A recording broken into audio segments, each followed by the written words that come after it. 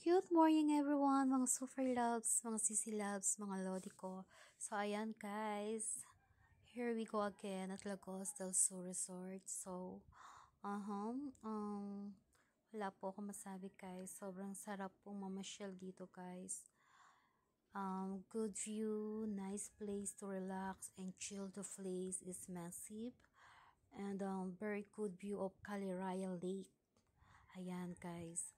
And really nice place with geographic view of Lake Caliraya. And guys, take note, yung amin nga po palang si Kuya na bangkero is caretaker po ni Miss Angel Oxin. So, yung kulay white po dyan na matatanaw po natin sa upload ko, yun po yung pag-aari ni Miss Angel Oxin, guys. Ayan.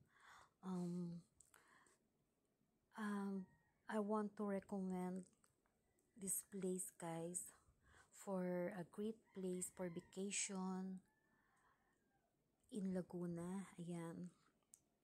And nga pala si kuya, si ate, the staff are accommodating for right and courteous. Ayan. Mabait po sila guys. Lalo na po yung bangkero natin. Sobrang tahimik lang siya. Good place to stay for a getaway. Ayan, refreshing. Very peaceful place. Nice for fun guys. So 10 lang kami nang pumunta dyan guys. Kaya sobrang enjoy kami guys. So ito nga po pala yung way nung papunta pa lang kami dyan sa Lagos. Ayan guys.